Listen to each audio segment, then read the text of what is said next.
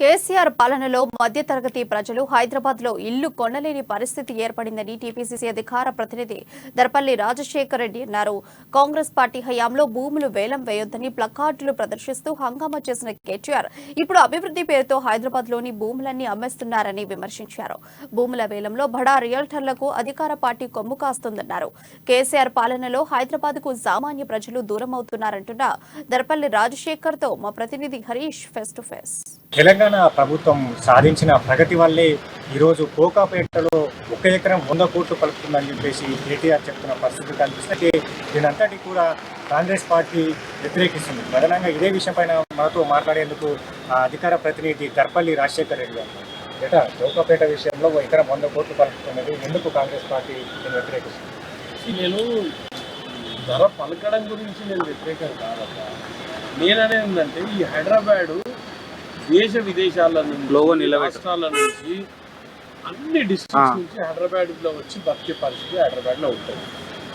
ఈరోజు ఒక సామాన్యుడు మీరు ఇట్లా 100 కోట్లని 150 కోట్లని ఇట్లా పెంచుకుంటా పోతే ధరలు నార్మల్గా అంటే అది కూడా ఆర్టిఫిషియల్ భూమి మీరు క్రియేట్ చేస్తే రేపు సామాన్యుడు హైదరాబాద్లో ఉండగలుగుతాడా నివసించగలుగుతాడా అని అడుగుతున్నాను నేను.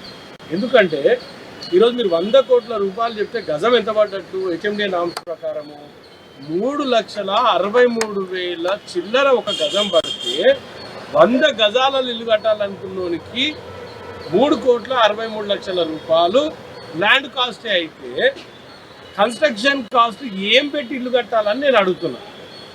తప్ప నేను అడిగేది నువ్వు కొనగలుగుతావు హైదరాబాద్లో ఈరోజు గంత ధర పెట్టి.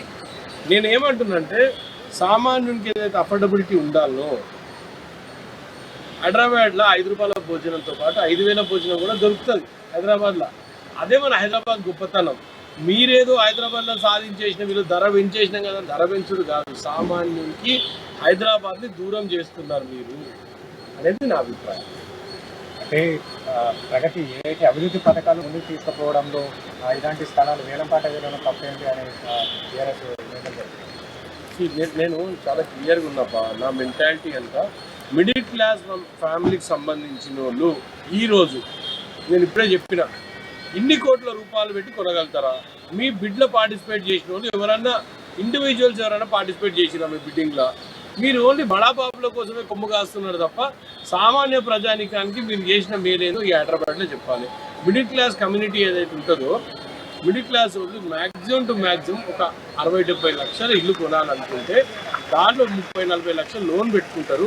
మిగతా ఆండో ఈండో వాళ్ళు తెలిసిన వాళ్ళకు అత్తలకు అత్తవారింటికాడ నుంచో అమ్మగారింటికాడ నుంచి పైసలు పోగేసుకొని ఇల్లులు కట్టుకునే పరిస్థితి హైదరాబాద్లో ఉంటుంది. దీనికి దూరం చేసిన మీరు హైదరాబాద్ని అంటున్నాను నేను. అంటే మేమందరం కూడా మిడిల్ క్లాస్ సొసైటీకి సంబంధించిన వాళ్ళందరం కూడా 2 టైర్ సిటీలలో పోయి 1 టైర్ సిటీలలో పోయి బతకాల్సిన పరిస్థితి మీరు ఏర్పరుస్తున్నారు. హైదరాబాద్ని మాలాంటి సామాన్యులకు దూరం చేయకండి అని నేను అడుగుతున్నాను. అదే గతంలో కాంగ్రెస్ పార్టీ కూడా ప్రభుత్వ స్థలాలు కూడా ఫ్యాక్టరీల కోసం ప్రభుత్వ స్థలాలు ఇవ్వడం జరిగింది. అంటే ఇప్పుడు టీఆర్ఎస్ పార్టీ ప్రభుత్వ స్థలాలు కేటాయిస్తుంటే కాంగ్రెస్ నేతలు ఇదంతా చూసి ఓరలేని పరిస్థితులు విమర్శ చేస్తున్నారు.